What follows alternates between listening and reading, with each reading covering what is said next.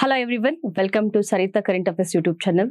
So ಈ ಒಂದು KEA ಎಕ್ಸಾಮ್ನ ಪ್ರಶ್ನೆ ಪತ್ರಿಕೆಯ ಒಂದು ವಿಶ್ಲೇಷಣೆ ಸರಣಿಯನ್ನು ಮುಂದುವರಿಸೋಣ. ಸೊ ನೆಕ್ಸ್ಟ್ ಕ್ವಶನ್ ನಾನು ನಿಮ್ಗೆ ಹೇಳಿದ್ದೆ, Man Booker prize, international Booker prize. So ಇದ್ರ ನಡುವೆ ಇರುವಂತಹ ವ್ಯತ್ಯಾಸ. So the difference between Booker and international Booker prize. So difference ಗೊತ್ತಿರಬೇಕು, ಇವೆರಡು ಬೇರೆ ಬೇರೆ ಇದೆ. ಓಕೆ, ಇಂಟರ್ನ್ಯಾಷನಲ್ ಬುಕರ್ ಪ್ರೈಸ್ ಬೇರೆ ಮತ್ತೆ ಬುಕರ್ ಪ್ರೈಸ್ ಬೇರೆ. ಬುಕರ್ ಪ್ರೈಸ್ ಅನ್ನ ಸ್ಥಾಪನೆ ಮಾಡಿದ್ದು 1969 ಅಲ್ಲಿ. ಸೊ ಇದು ವೆರಿ ರೀಸೆಂಟ್, 2005ರಲ್ಲಿ ಇಂಟರ್ನ್ಯಾಷನಲ್ ಬುಕರ್ ಪ್ರಶಸ್ತಿ ಕೊಡ್ಲಿಕ್ಕೆ ಪ್ರಾರಂಭಿಸಿರೋದು. ಡಿಫ್ರೆನ್ಸ್ ಏನ್ ಗೊತ್ತಾ? ಸೊ ಒರಿಜಿನಲಿ ಮೂಲತಃ ಇಂಗ್ಲಿಷ್ ಭಾಷೆಯಲ್ಲಿ ಬರೆದಂತಹ ಕಾದಂಬರಿಗಳಿಗೆ ಬುಕರ್ ಪ್ರಶಸ್ತಿಯನ್ನ ಕೊಡ್ತಾರೆ. Okay, original English novels will receive Booker prize. Okay, ಮೂಲತಃ ಇಂಗ್ಲಿಷ್ ಭಾಷೆಯಲ್ಲಿ ಬರೆದಂತಹ ಕಾದಂಬರಿಗಳಿಗೆ ಕೊಡ್ತಾರೆ. ಓಕೆ, ಸೊ ಇಂಗ್ಲಿಷ್ ಅಲ್ಲೇ ಬರ್ದಿರ್ಬೇಕು. ಇದನ್ನ ಪ್ರಕಟಣೆ UK ಮತ್ತೆ ಐರ್ಲೆಂಡ್ ಅಲ್ಲಿ ಆಗಿರ್ಬೇಕು. ಬಟ್ ಇಂಟರ್ನ್ಯಾಷನಲ್ ಬುಕ್ಕರ್ ಇದೆಯಲ್ಲ, ಯಾವ ಭಾಷೆಲಾದ್ರೂ ಬರೆದ್ರು ಅದು ಇಂಗ್ಲಿಷ್ಗೆ ತರ್ಜುಮೆ ಆಗಿರ್ಬೇಕು, ಭಾಷಾಂತರಗೊಂಡಿರ್ಬೇಕು. So translated work to the English will receive the international Booker prize. Okay, translation ಅಂದ್ರೆ ತರ್ಜುಮೆಗೊಂಡಂತಹ ಒಂದು ಫಿಕ್ಷನ್ಸ್ಗೆ, ಓಕೆ, ಕೃತಿಗಳಿಗೆ ಇಂಟರ್ನ್ಯಾಷನಲ್ ಬುಕ್ಕರ್ ಪ್ರೈಸ್ ಕೊಡ್ತಾರೆ, ಟ್ರಾನ್ಸ್ಲೇಟೆಡ್ ವರ್ಕ್ಸ್ಗೆ, ರೈಟ್? ಸೊ ಮೊತ್ತ ಪ್ರಶಸ್ತಿ ಮೊತ್ತ ಅಷ್ಟೇ ಇರುತ್ತೆ, $50,000. ಸೊ ಪೌಂಡ್, ಸ್ಟರ್ಲಿಂಗ್ ಪೌಂಡ್ ಅಂತ ಹೇಳ್ತೇವೆ. ಇಲ್ಲಿ ಟ್ರಾನ್ಸ್ಲೇಟರ್ಗೆ ಮತ್ತೆ ಈ ಒಂದು ಲೇಖಕರಿಗೆ ಪ್ರಶಸ್ತಿ ಡಿವೈಡ್ ಆಗುತ್ತೆ. ಯಾವುದು ಇಂಟರ್ನ್ಯಾಷನಲ್ ಬುಕ್ಕರ್ ಪ್ರೈಸು ಲೇಖಕರಿಗೆ ಮತ್ತೆ ಸೊ ಅದನ್ನ ಭಾಷಾಂತರ ಮಾಡಿರ್ತಾರಲ್ಲ ಅವರಿಬ್ಬರ ನಡುವೆ, ಈಗ ಬಾನು ಮುಷ್ತಾಕ್ ಮತ್ತೆ ದೀಪಾ ಬಸ್ತಿ ಇವರಿಬ್ಬರ ನಡುವೆ ಪ್ರಶಸ್ತಿಯನ್ನ ಸೊ ಅವರು ವಿಭಜಿಸಿದ್ರು. ಓಕೆ, ಪ್ರಶಸ್ತಿಯ ಮೊತ್ತವನ್ನ ಇಬ್ಬರಿಗೂ ಕೂಡ ಭಾಗ ಮಾಡಿ ಕೊಟ್ಟಿದ್ರು. ಸೊ ಆದ್ರೆ ಇದು ಇಷ್ಟು ಕೂಡ ಪ್ರಶಸ್ತಿ ಲೇಖಕರಿಗೆ ಹೋಗುತ್ತೆ, ಇಷ್ಟು ಪ್ರಶಸ್ತಿ ಮೊತ್ತ ಲೇಖಕರಿಗೆ ಹೋಗುತ್ತೆ ಇಲ್ಲಿ ಬುಕರ್ ಪ್ರಶಸ್ತಿಯಲ್ಲಿ, ರೈಟ್? ಸೊ ನಮ್ಮ ಒಂದು ಭಾರತದ ಮೂಲದವರು ಅಥವಾ ಭಾರತದವರು ಯಾರ್ಯಾರಿಗೆ ಬುಕರ್ ಪ್ರಶಸ್ತಿ ಸಿಕ್ಕಿದೆ ಅಂತ ನಿಮ್ಗೆ ಗೊತ್ತಿದೆ. Salman Rushdie, okay, midnight children, ಮತ್ತೆ ಅರುಂಧತಿ ರಾಯ್. ಓಕೆ, ಸೊ ಅರುಂಧತಿ ರಾಯ್ ಅವರ ಪುಸ್ತಕ God of small things, okay, ಆ ಕಾದಂಬರಿಗೆ ಸಿಕ್ಕಿದೆ. ಮತ್ತೆ Aravind Adiga, white tiger. Okay, ಅದಾದ್ಮೇಲೆ Kiran Desai, inheritance of loss. ಮತ್ತೆ ಲಾಸ್ಟ್ ಸಮಂತ ಅವ್ರಿಗೆ ಆರ್ಬಿಟಲ್ ಎಂಬಂತಹ ಕಾದಂಬರಿಗೆ ಸಿಕ್ಕಿದೆ. ಓಕೆ, ಈಗ 2025ರಲ್ಲಿ ಡೇವಿಡ್ ಝಲೆ, ಫ್ಲೆಶ್ ಎಂಬಂತಹ ಕಾದಂಬರಿಗೆ ಬುಕರ್ ಪ್ರಶಸ್ತಿ ಸಿಕ್ಕಿತ್ತು, ರೈಟ್? ಸೊ ಇಷ್ಟು ಬುಕರ್ ಪ್ರಶಸ್ತಿ ಆದ್ರೆ ಇನ್ನು ಇಂಟರ್ನ್ಯಾಷನಲ್ ಬುಕರ್ ಪ್ರಶಸ್ತಿ 2005ರಲ್ಲಿ ಸ್ಥಾಪನೆ ಆಗಿರೋದು ಅಂತ ಹೇಳಿದೆ, ಇಬ್ಬರಿಗೆ ಸಿಕ್ಕಿರೋದು. ಒಂದು ಗೀತಾಂಜಲಿ ಶ್ರೀ, ಎರಡನೇದು ಯಾಗುತ್ತಾ ನಮ್ಮ ಬಾನು ಮುಷ್ತಾಕ್. ಯಾವ ಒಂದು ಕಾದಂಬರಿಗೆ? ಬಾನು ಮುಷ್ತಾಕ್ ಅವರ ಒಂದು ಕೃತಿ ಯಾವುದು? Heart lamp. Okay, so heart lamp ಇವ್ರಿಗೆ. Geetanjali Shri tomb of and, ಅದು ಗೊತ್ತಿರ್ಬೇಕು ಕಾದಂಬರಿಗಳು ಅನ್ಸತಿ. ಸೊ ಅವರ ಒಂದು ಲಿಟರರಿ ವರ್ಕ್ ಕೂಡ ಕೇಳ್ಬಿಡ್ತಾರೆ, ರೈಟ್? ಇಷ್ಟು ನಿಮಗೆ ಬುಕ್ಕರ್ ಮತ್ತೆ ಇಂಟರ್ನ್ಯಾಷನಲ್ ಬುಕ್ಕರ್ ಪ್ರಶಸ್ತಿಯ ಒಂದು ಕಿರು ಮಾಹಿತಿ. ಇಲ್ಲಿ ನೋಡಿ, ಹಂಗೇರಿಯನ್ ಬ್ರಿಟಿಷ್ ಕಾದಂಬರಿಕಾರ ಡೇವಿಡ್ ಝಲೆ ಅವರಿಗೆ ಫ್ಲೆಶ್, ಎಸ್ ಕರೆಕ್ಟ್ ಇದೆ. ಓಕೆ, 2025ರ ಒಂದು ಸೊ ಬುಕರ್ ಪ್ರಶಸ್ತಿ ಸಿಕ್ಕಿದೆ. ಕಿರಣ್ ದೇಸಾಯಿ ಅವರ the loneliness of Sonia and ಸನಿ, ಇದು ನನ್ನ ಪುಸ್ತಕಗಳು ಹೇಳ್ಬೇಕಾದ್ರೆ ಕ್ಲಾಸಲ್ಲಿ ಹೇಳಿದ್ದೇನೆ. The loneliness of Sonia and ಸನಿ ಅಂತ ಅಂದ್ಬಿಟ್ಟು ಇದು ಶಾರ್ಟ್ ಲಿಸ್ಟ್ ಆಗಿತ್ತು. ಅಂದ್ರೆ ಸೋನಿಯಾ ಗಾಂಧಿ ಮತ್ತೆ ಅವ್ರ ಮಗ ರಾಹುಲ್ ಗಾಂಧಿ, ಓಕೆ, ರಾಜೀವ್ ಗಾಂಧಿನ ಕಳ್ಕೊಂಡಾದ್ಮೇಲೆ, ಇಂದಿರಾ ಗಾಂಧಿ ಕಳ್ಕೊಂಡಾದ್ಮೇಲೆ ಅವರು ಅನುಭವಿಸಿದಂತಹ ಒಂದು ಏಕತಾನತೆ ಅದರ ಬಗ್ಗೆ ಸೊ ಈ ಒಂದು ಪುಸ್ತಕ ಅಥವಾ ಕಿರುಹೊತ್ತಿಗೆ ಮಾಹಿತಿ ಹೊಂದಿದೆ. ಸೊ ಇದು ಶಾರ್ಟ್ ಲಿಸ್ಟ್ ಆಗಿತ್ತು, ಬಟ್ ಪುರಸ್ಕಾರ ಸಿಗ್ಲಿಲ್ಲ. ಮತ್ತೆ ಸಮಂತ ಹಾರ್ವೆ, ಸೊ ಆರ್ಬಿಟಲ್ ಕೃತಿ. ಓಕೆ, ಈ ಆರ್ಬಿಟಲ್ ಕೃತಿ ಇದೆಯಲ್ಲ, ಸೊ ಇದಕ್ಕೆ ನಮ್ಮ ಭಾರತೀಯರು last recipient of Booker prize from India ಯಾರು ಅಂತಂದ್ರೆ ಸಮಂತ ಹಾರ್ವೆ. ಅವ್ರಿಗೆ ಬುಕರ್ ಪ್ರೈಸ್ ಸಿಕ್ಕಿದ್ದು. ಅದಕ್ಕೆ ನೋಡಿ, ಸೊ ಇವಾಗಿನ ಈ ವರ್ಷ ಅಲ್ಲ, ಸೊ ಹಿಂದಿನ ವರ್ಷದಲ್ಲಿ 2024ರಲ್ಲಿ ಸಮಂತ ಹಾರ್ವೆಗೆ ಆರ್ಬಿಟಲ್ ಒಂದು ಇದಕ್ಕೆ ಸಾಹಿತ್ಯಕ್ಕೆ ಸಿಕ್ಕಿದ್ದು. ಅದನ್ನ ಕೇಳಿದ್ದಾರೆ. ಇಂಡಿಯನ್ ರೆಸಿಪಿಯೆಂಟ್ಸ್ ಯಾಕೆ ಇಂಪಾರ್ಟೆಂಟ್ ಅಂತ ನಿಮ್ಗೆ ಗೊತ್ತಾಯ್ತು. ನೆಕ್ಸ್ಟ್ ಬಂದು ಬಾನು ಮುಷ್ತಾಕ್ ಅವರ ಹಾರ್ಟ್ ಲ್ಯಾಂಪ್ ಕೃತಿಯು ಬುಕರ್ ಪ್ರಶಸ್ತಿ ಗಳಿಸಿದೆ. ರಾಂಗ್. ಯಾಕಂದ್ರೆ ಅವ್ರಿಗೆ ಸಿಕ್ಕಿರೋದು ಅಂತಾರಾಷ್ಟ್ರೀಯ ಬುಕರ್ ಪ್ರಶಸ್ತಿ. ಬುಕರ್ ಬೇರೆ, ಅಂತಾರಾಷ್ಟ್ರೀಯ ಬುಕರ್ ಬೇರೆ. ಸೊ ಕ್ಲಾರಿಟಿ ಇದೆ ಅಂತ ಅನ್ಕೋತೀನಿ. ಅಂತಾರಾಷ್ಟ್ರೀಯ ಬುಕರ್ ಪ್ರಶಸ್ತಿ 2005ರಲ್ಲಿ ಸ್ಥಾಪನೆ ಆಗಿರೋದು, ಬುಕರ್ ಪ್ರಶಸ್ತಿ 1969ರಲ್ಲಿ.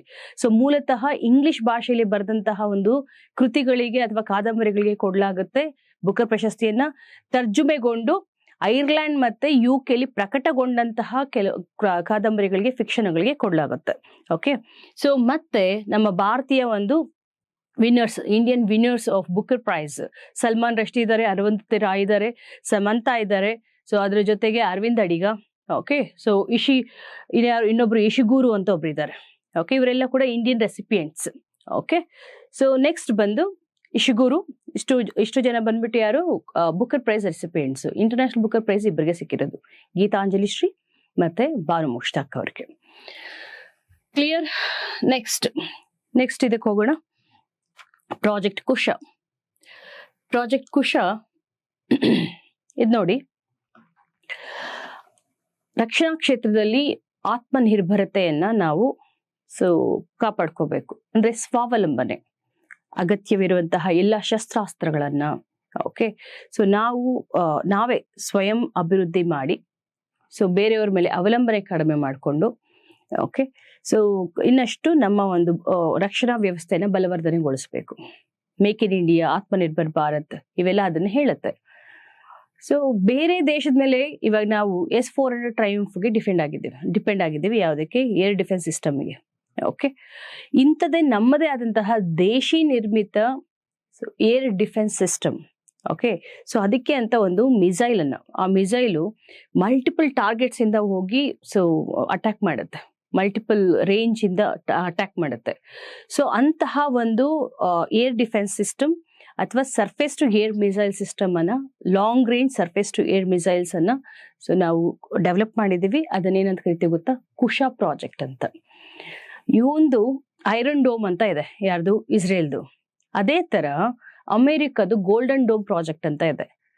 ಅದೇ ಮಾದರಿಯಲ್ಲಿ ನಮ್ದು ಕುಶ ಯೋಜನೆ ಅಂತ ತಂದಿದ್ದೇವೆ. ಓಕೆ, ಸೊ ಈ ಕುಶ ಯೋಜನೆ DRDO ಅಭಿವೃದ್ಧಿಪಡಿಸಿರುವಂತಹ ವಾಯುಸೇನೆ ಮತ್ತು ನೌಕಾಸೇನೆಗಾಗಿ. ಓಕೆ, ಇಟ್ಸ್ ಫಾರ್ ವಾಯುಸೇನೆ, ಏರ್ ಫೋರ್ಸ್ ಮತ್ತೆ ನೇವಲ್ ಫೋರ್ಸ್ ಗೋಸ್ಕರ, ಅದರ ಒಂದು ಭದ್ರತೆಗೋಸ್ಕರ ಕೈಗೊಂಡ ಕ್ರಮವಾಗಿದೆ. ಪ್ರಾಜೆಕ್ಟ್ ಕುಶದ ಮೂಲ ಗುರಿಯು ಮೊಬೈಲ್ ಲಾಂಗ್ ರೇಂಜ್ನ ಕ್ಷಿಪಣಿ ವ್ಯವಸ್ಥೆಯನ್ನು ಹೊಂದುವುದಾಗಿದೆ. ಅಲ್ಲೇ ಕೊಟ್ಟಿದ್ದಾನೆ, ಲಾಂಗ್ ರೇಂಜ್ ಒಂದು ಕ್ಷಿಪಣಿ. ಆ ಕ್ಷಿಪಣಿ ಈಗ ನೋಡಿ, ಅಗ್ನಿ ಅಂದ್ರೆ surface to surface. Okay, so ಮತ್ತೆ ಅಗ್ನಿ ಜೊತೆಗೆ ಇತ್ತೀಚೆಗೆ ಪ್ರಳಯ ಅಂತ ಬಂದಿದೆ, ಅದು ಕೂಡ surface to surface missile. Okay, ಮತ್ತೆ ಪೃಥ್ವಿ ಇದೆ, ಅಗ್ನಿ, ಪೃಥ್ವಿ ಇವೆಲ್ಲ ಸರ್ಫೇಸ್ ಟು ಸರ್ಫೇಸ್ ಮಿಸೈಲ್ಸ್. ಮತ್ತೆ ಆಕಾಶ್ ಇದೆ. ಓಕೆ, ಆಕಾಶ್ ಬಂದು surface to air missile. Okay, so ಮತ್ತೆ ಇನ್ನೊಂದು ನಮ್ಮ BrahMos, surface to air missile. ಈ ರೀತಿ ಕ್ಷಿಪಣಿಗಳನ್ನ ನಾವು ಕ್ಯಾಟಗರೈಸ್ ಮಾಡ್ತೀವಿ. ಏರ್ ಟು ಏರ್ ಮಿಸೈಲ್ ಅಂತ ಇರೋದು ಒಂದೇ, ಅದ್ಯಾವುದು? Astra. Okay, Astra is the air to air missile. ಅಂದ್ರೆ ವಾಯುವಿನಿಂದ ವಾಯುವಿಗೆ ಚಿಮ್ಮುವಂತಹ ಅಥವಾ ಆಕಾಶದಿಂದ ಆಕಾಶಕ್ಕೆ ಚಿಮ್ಮುವಂತಹ ಕ್ಷಿಪಣಿನ ನಾವು ಅಸ್ತ್ರ ಅಂತ ಕರಿತೇವೆ. ರೈಟ್? ಇಲ್ಲಿ ನೋಡಿ, ಈ ಪ್ರಾಜೆಕ್ಟ್ ಕುಶದಲ್ಲಿ ಅವರೇ ಕೊಟ್ಟಿದ್ದಾರೆ ಎಂತ ಮಿಸೈಲ್ ಅದು ಅಂತ. ಅದು ಸರ್ಫೇಸ್ ಟು ಏರ್ ಮಿಸೈಲ್. ಯಾಕಂದ್ರೆ ಈಗ ನಮ್ಮಲ್ಲಿರೋದು S-400 ಟ್ರೈಂಫ್ ಅಂತ. S-400 ಇದೆಯಲ್ಲ, 400 ಕಿಲೋಮೀಟರ್ ರೇಂಜ್. ಓಕೆ, ಇದು ಕೂಡ ಸರ್ಫೇಸ್ ಟು ಏರ್ ಮಿಸೈಲ್. ಇದಕ್ಕೆ ಮಲ್ಟಿಪಲ್ ಇಂಟರ್ಸೆಪ್ಟರ್ ಟಾರ್ಗೆಟ್ಸ್, ಅಂದ್ರೆ 400 ಕಿಲೋಮೀಟರ್ ಇಂದ ಬಂದ್ರು ಎನಿಮಿ ಒಂದು ಮಿಸೈಲ್ ಹೊಡೆಯುತ್ತೆ. ಓಕೆ, ಸೊ ಮಲ್ಟಿಪಲ್ ಟಾರ್ಗೆಟ್ಸ್ ಅನ್ನ ಅಟ್ಯಾಕ್ ಮಾಡುವಂತಹ ಸಾಮರ್ಥ್ಯ ಇದಕ್ಕೊಂದಿರುತ್ತೆ. ಇದು ಈ S-400 ಹೊಂದಿರುತ್ತೆ. ಅದೇ ತರ ನನ್ನ ಪ್ರಾಜೆಕ್ಟ್ ಕುಶ ಅಡಿ ನಾವು ಅಭಿವೃದ್ಧಿ ಪಡಿಸಿರುವಂತಹ ಕ್ಷಿಪಣಿಯು ಕೂಡ ಇಷ್ಟೇ ಸಾಮರ್ಥ್ಯವನ್ನ ಹೊಂದಲಿದೆ. ಹಾಗಾಗಿ ನ್ಯೂಸ್ ಅಲ್ಲಿದೆ. ಓಕೆ, ಸೊ ವೆರಿ ಇಂಪಾರ್ಟೆಂಟ್, ಸ್ವಾವಲಂಬನೆ ಸಾಧಿಸಬೇಕು ರಕ್ಷಣಾ ವ್ಯವಸ್ಥೆಯಲ್ಲಿ ಅನ್ಬಿಟ್ಟು. ನೆಕ್ಸ್ಟ್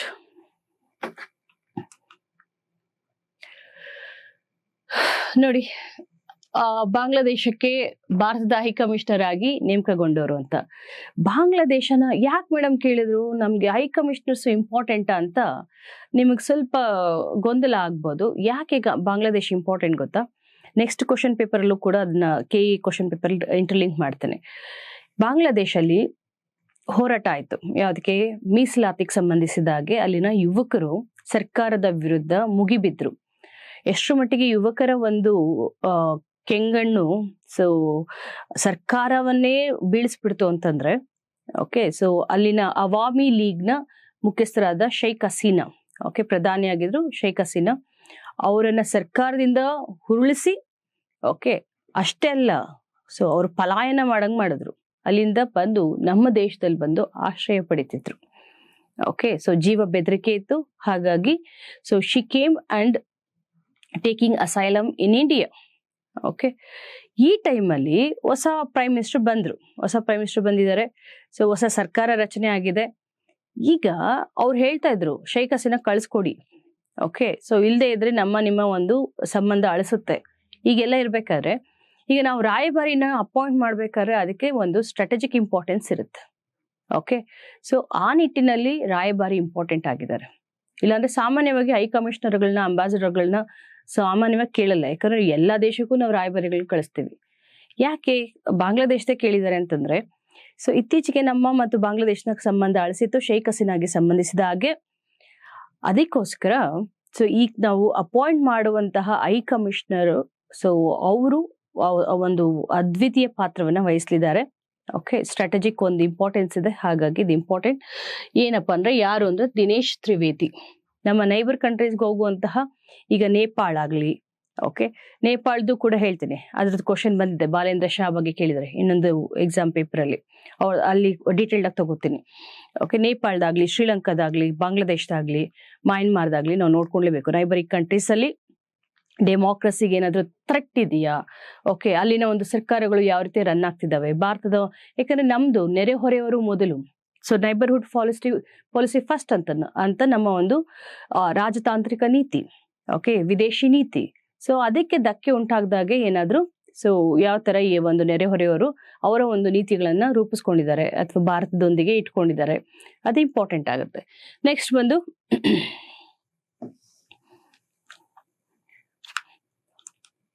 ನೋಡಿ, ನಾನು KA ನಿಮ್ಗೆ ಏನ್ ಹೇಳಿದ್ದೆ, ಇಟ್ಸ್ ಬೋತ್ ಏನು factual as well as conceptual ಅಂತ ಅಂದ್ಬಿಟ್ಟು. ಓಕೆ, ಫ್ಯಾಕ್ಚುಯಲ್ ಒಂದು ಇನ್ಫಾರ್ಮೇಶನ್ ಏನ್ ಕೇಳಿದ್ದಾರೆ ನೋಡಿ. ಸೊ ಎಲ್ಲಾ ದೇಶಗಳು ಮತ್ತೆ ಆ ಒಂದು ಪ್ರೆಸಿಡೆಂಟ್ಗಳು, Germany, Brazil, Turkey, France.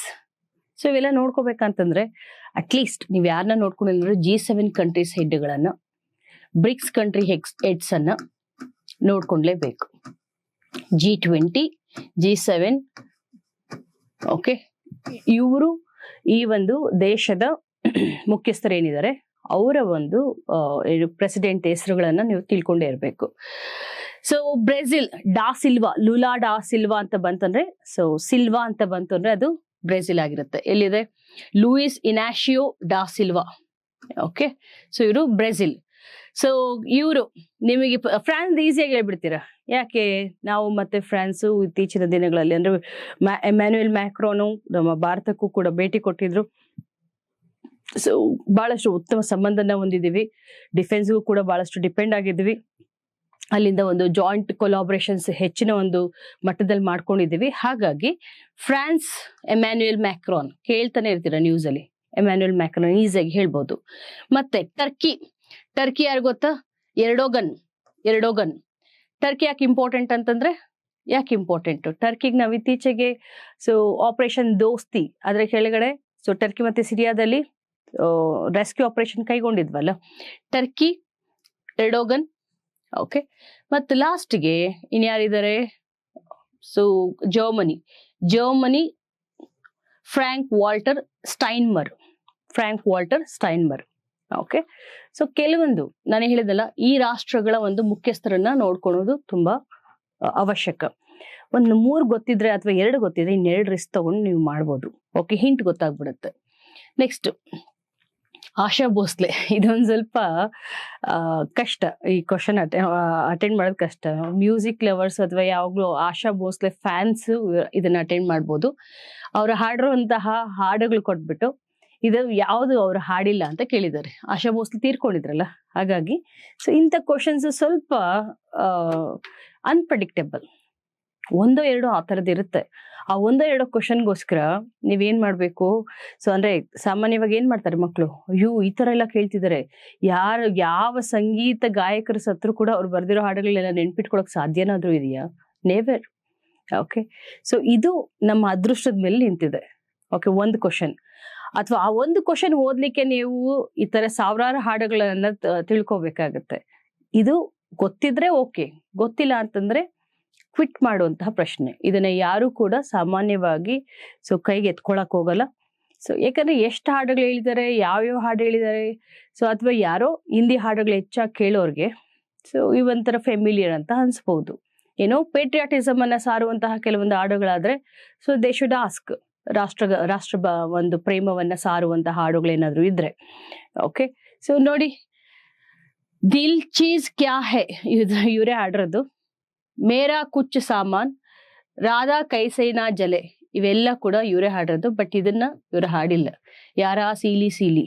Okay, so ಇದು ಕೇಳುವಂತ ಪ್ರಶ್ನೆ ಅಲ್ಲ. ಈ ತರದ್ದು ಒಂದೊಂದು ತುಂಬಾ ಆಕ್ವರ್ಡ್, ವಿಯರ್ಡ್, ಸ್ಟ್ರೇಂಜ್ ಕ್ವಶನ್ಸ್ ಇರುತ್ತೆ. ಅದಕ್ಕೆ ತಲೆ ಕೆಡ್ಸ್ಕೋಬಾರ್ದು ನೀವು.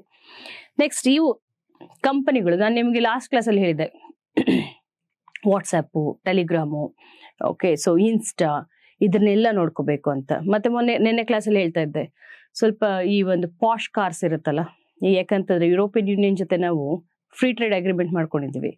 ಲಕ್ಸುರಿ ಕಾರ್ಸ್ ಎಲ್ಲ ಸಾಮಾನ್ಯವಾಗಿ ಯುರೋಪಿನ ತರಿಸ್ಕೊಳ್ಳೋದು. ಓಕೆ, ಯಾವ್ಯಾವ ದೇಶದ್ದು ಯಾವ್ಯಾವ್ದು ಈ ಲಕ್ಸುರಿ ಕಾರ್ಸ್ ಅಥವಾ ಪಾಶ್ ಕಾರ್ಸ್, ಸೊ ತುಂಬಾ ಏನು SUVs ಎಲ್ಲ ಅಂದ್ರೆ ತಗೊಂಡ್ಬರ್ತೀವಲ್ಲ, ಬೆನ್ಸು, ಆಡಿ, ಇವೆಲ್ಲ ಯಾವ ದೇಶದ್ದು ಅಂತ ಅಲ್ಲಿ ಕೇಳ್ಬೋದು. ಯಾವ್ಯಾವ ದೇಶದ್ದು ಯಾವ್ಯಾವ ಕಾರ್ ಅಂತ ಅಂದ್ಬಿಟ್ಟು. ಸೊ ತುಂಬಾ ಫೆಮಿಲಿಯರ್ ಅಲ್ಲ, ನಾವು ಕೇಳ್ತಾನೆ ಇರ್ತೀವಲ್ಲ ಇದನ್ನೆಲ್ಲ.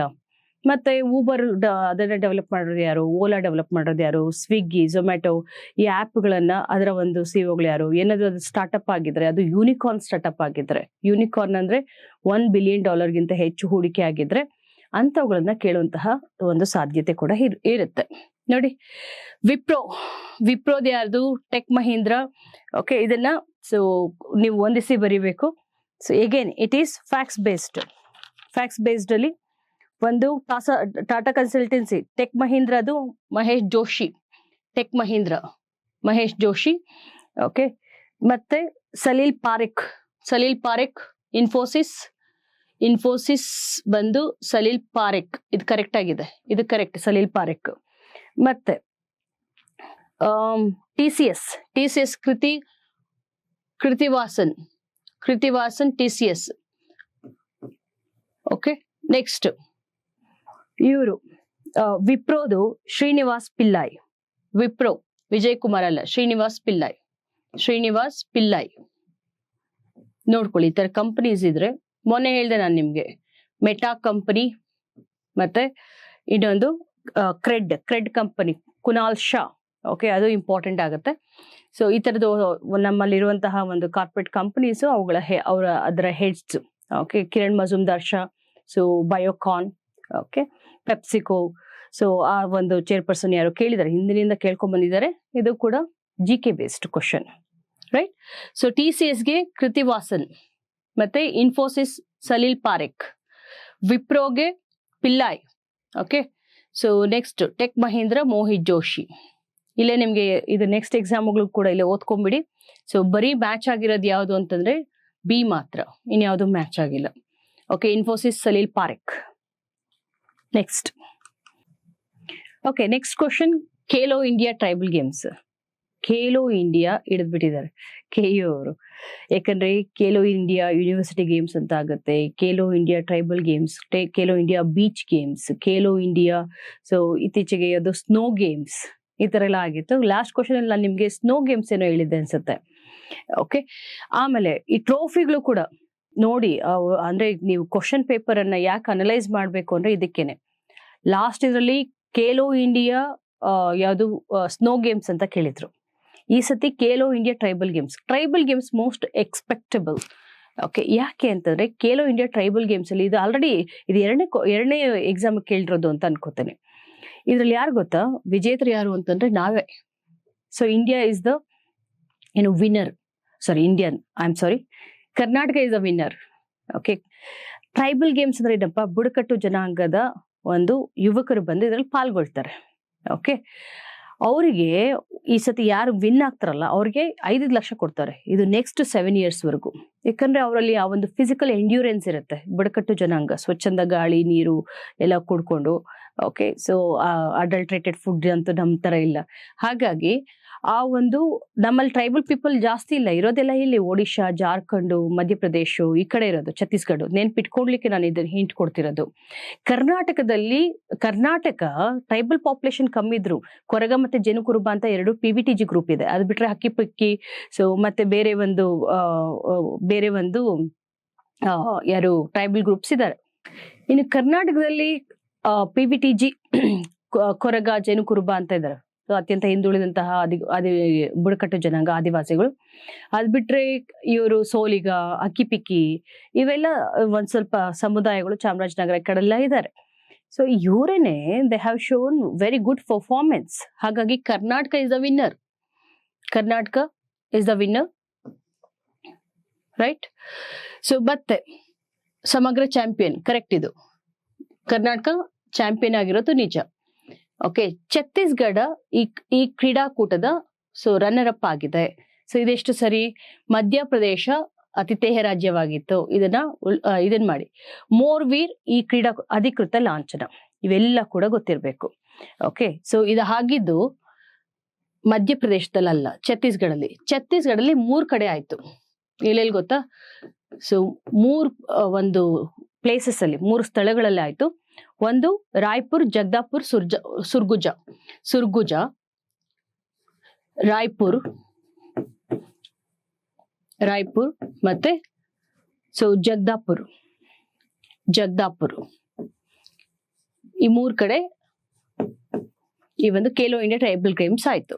Okay, so this statement is wrong. ಮಧ್ಯಪ್ರದೇಶದಲ್ಲಿ ಆಗಿಲ್ಲ. ಓಕೆ, ಆದ್ರೆ ಫಸ್ಟ್ ಯಾವ್ದಂತ ಹೇಳಿದ್ರೆ Karnataka is the winner. Karnataka highest medals ಅನ್ನ ಪಡ್ಕೊಂಡಿದ್ದು. ಸೆಕೆಂಡ್ ಯಾವ್ದು ಗೊತ್ತಾ? ನಾನು ಟ್ರೈಬಲ್ ಸ್ಟೇಟ್ಸ್ ಅಂತ ಯಾವ್ದಂತ ಹೇಳಿದ್ದೆ? ಒಡಿಶಾ. ಸೊ ಒಡಿಶಾ ಆದ್ಮೇಲೆ ನೆಕ್ಸ್ಟ್ ಯಾವುದು? ಒಡಿಶಾ ಆದ್ಮೇಲೆ ಅನದರ್ ಸ್ಟೇಟ್ ಬಂದು ಥರ್ಡ್ ಪ್ಲೇಸ್ ಅಲ್ಲಿ ಜಾರ್ಖಂಡ್. ಒಡಿಶಾ, ಜಾರ್ಖಂಡ್ ಥರ್ಡ್ ಪ್ಲೇಸ್ ಅಲ್ಲಿ, first, second, third, right? So ಮತ್ತೆ ಮೋರ್ವೀರ್, ಮೋರ್ವೀರ್, ಇದು ಕರೆಕ್ಟ್ ಇದೆ, ಮಾಸ್ಕತ್. ಓಕೆ, ಸೊ ಪ್ರತಿನಿಧಿಸುವಂತಹ ಲಾಂಛನ. ಹಾಗಾದ್ರೆ ಯಾವ್ದಷ್ಟೇ ಸರಿ? ಸಮಗ್ರ ಚಾಂಪಿಯನ್ ಇಸ್ ಕರೆಕ್ಟ್, ಇದು ರಾಂಗ್. ಸೊ ಇದು wrong. 1 and A and D ಏನಂದ್ರೆ ತಪ್ಪಾದ ಹೇಳಿಕೆಗಳು. ತಪ್ಪಂತಂದ್ರೆ A and C ತಪ್ಪಾಗಿರುವಂತಹ ಹೇಳಿಕೆಗಳು. ಓಕೆ, ನೆಕ್ಸ್ಟ್ ಇದ್ರ ಜೊತೆಗೆ ಅಡಿಷನಲ್ ಇನ್ಫಾರ್ಮೇಶನ್ ಏನ್ ತಿಳ್ಕೊಬೇಕಂದ್ರೆ, ಹೊಸದೊಂದು ಮಲ್ಲಕಂಬ ಮತ್ತೆ ಕಬಡ್ಡಿಯನ್ನ ಆಡ್ ಮಾಡಿದ್ದಾರೆ. 2 ಹೊಸ ಕ್ರೀಡೆಗಳನ್ನ, ಮಲ್ಲಕಂಬ ಮತ್ತೆ ಕಬಡ್ಡಿಯನ್ನ ಆಡ್ ಮಾಡಿದ್ದಾರೆ. ಓಕೆ, ನಮ್ಮ ಕರ್ನಾಟಕದ ಮಣಿಕಂಠ ಎಂಬಂತಹ ಒಬ್ಬ ಈಜುಪಟು 8 ಮೆಡಲ್ಸ್ ಅನ್ನ ಪಡ್ಕೊಂಡಿದ್ದಾರೆ. ನಮ್ಮ ಕರ್ನಾಟಕದ ಮಣಿಕಂಠ ಎಂಬಂತಹ ಈಜುಪಟು ಹೈಯೆಸ್ಟ್ ಮೆಡಲ್ಸ್ ಅನ್ನ ಪಡ್ಕೊಂಡಿದ್ದಾರೆ. Okay, 8 gold, 1 silver. ಮತ್ತೆ ಅಂಜಲಿ ಮುಂಡಾ ಅಂತ ಅಂದ್ಬಿಟ್ಟು ಒಡಿಶಾದವರು. So she received 5 gold. Manikantha ಕೇಳ್ಬೋದು.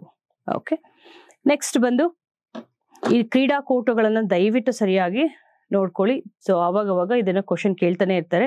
Okay, you have to answer. Next ಬಂದು ಸ್ವನಿಧಿ ಸ್ಕೀಮ್.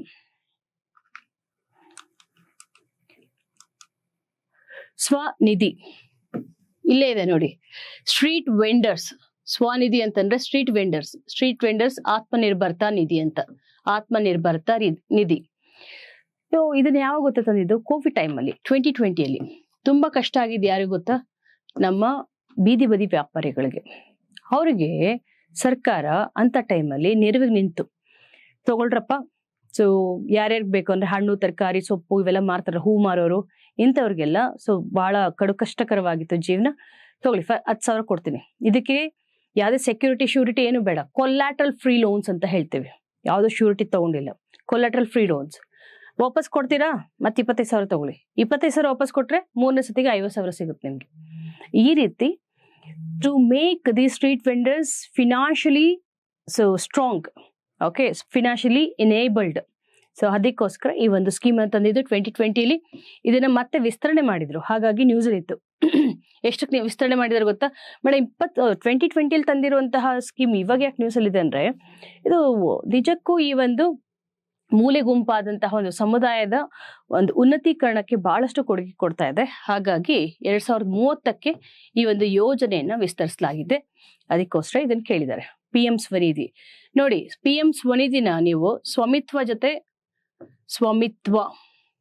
ಜೊತೆ ಕನ್ಫ್ಯೂಸ್ ಆಗಬಾರ್ದು. ಸ್ವಾಮಿತ್ವ ನೆನ್ನೆ ಕ್ಲಾಸಲ್ಲಿ ಹೇಳಿದೀನಿ. ಸ್ವಾಮಿತ್ವ ಇದೇನಕ್ಕೆ? ಗ್ರಾಮೀಣ ಭಾಗದಲ್ಲಿ ಆಸ್ತಿಗಳನ್ನ ಸರ್ವೆ ಮಾಡ್ಲಿಕ್ಕೆ ಸ್ವಾಮಿತ್ವ. ಸ್ವನಿಧಿ ಬೇರೆ, ಸ್ವಾಮಿತ್ವ ಬೇರೆ. ರೈಟ್. Next question.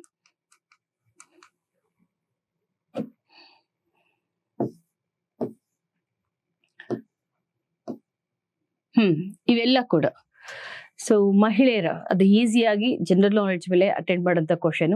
ಸಖಿ ಕೇಂದ್ರ, ಸಾಂತ್ವನ, ಶಕ್ತಿ ಸದನ, ಸಖಿ ನಿವಾಸ, ನಮ್ಮ ನಿರ್ಭಯ ಫಂಡ್ ಅಂತ ಇದೆಯಲ್ಲ, ಆ ಫಂಡ್ ಇಂದ ಈ ರೀತಿ ಸೊ ಸಂತ್ರಸ್ತ ಮಹಿಳೆಯರಿಗೆ, okay, the woman victims, so who have got abuse, physical mental abuse, okay, so torture ಪಡ್ಕೊಂಡು ಡೊಮೆಸ್ಟಿಕ್ ವೈಲೆನ್ಸ್, ಇಂಥವ್ರಿಗೋಸ್ಕರ ಕಾನೂನು ನೆರವನ್ನ ಕೊಡ್ತಾರೆ. ಸೊ ಅವ್ರಿಗೆ ಪುನರ್ವಸತಿ ಕೊಡ್ತಾರೆ, ಕೌಶಲ್ಯ ಅಭಿವೃದ್ಧಿ ಕೊಡ್ತಾರೆ, ಜೀವನೋಪಾಯಕ್ಕೆ ಅಗತ್ಯವಿರುವಂತಹ ಒಂದು ಕ್ರಮಗಳನ್ನ ಕೈಗೊಳ್ತಾರೆ. ಅದೆಲ್ಲದಕ್ಕೂ ಕೂಡ ಈಗ ಸಖಿ ಕೇಂದ್ರ ಒಂದು ಕೌನ್ಸಿಲಿಂಗ್ ಕೊಡ್ತಾರೆ, ಮತ್ತೆ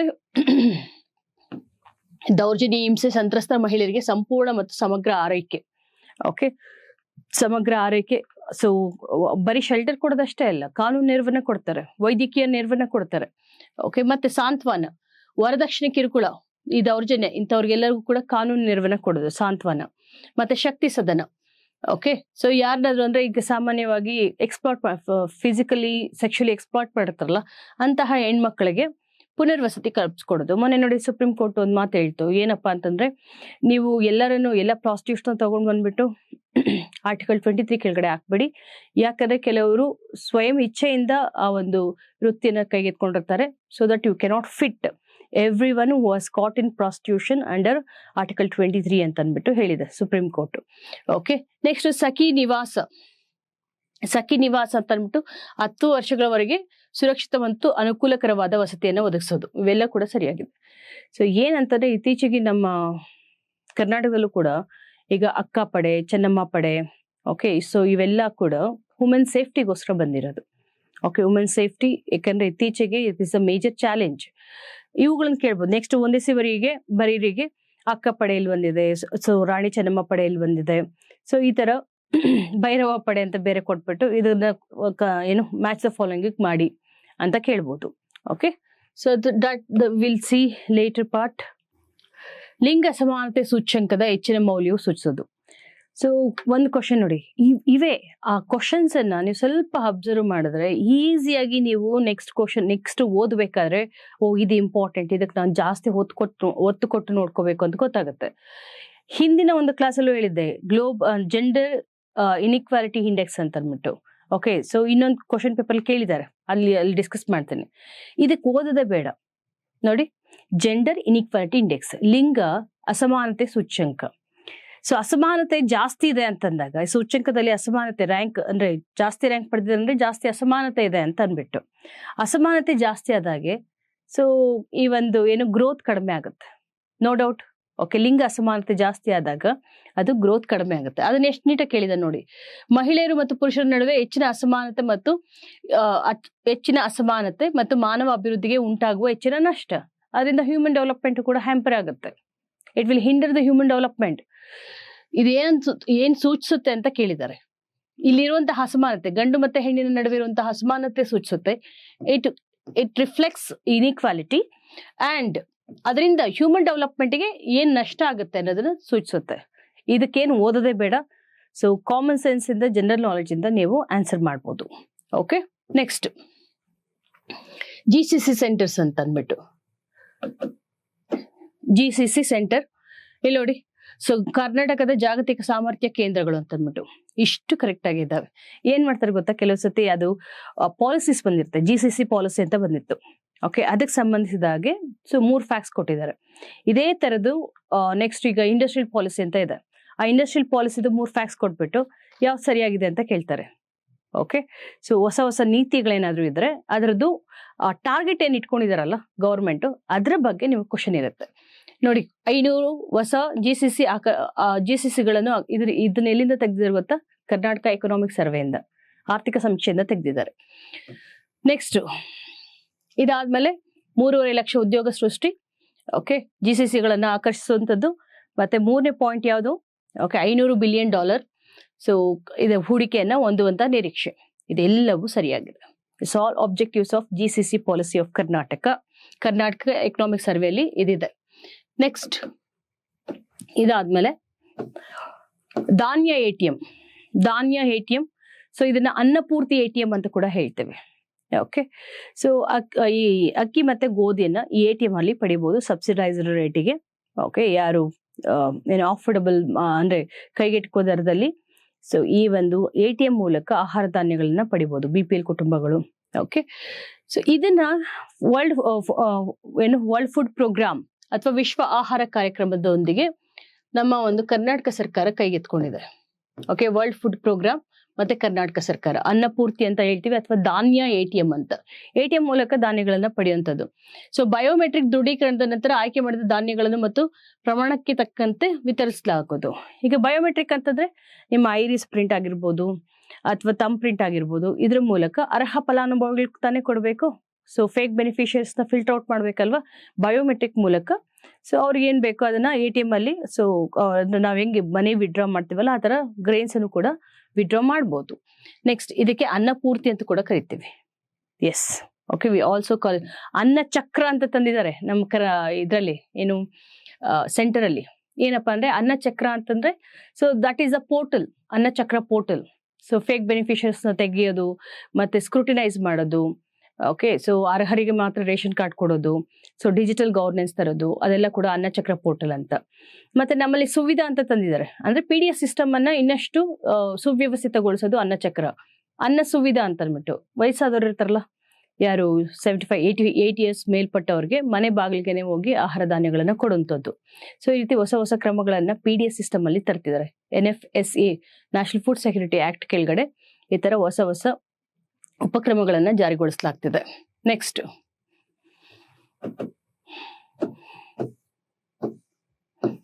that's all about this question paper. We'll go to another question paper of KEA. KE ಇದು ಇನ್ನೊಂದು ಪೇಪರ್ ಇದೆ, ಅದನ್ನ ಮುಗಿಸ್ಬಿಡೋಣ.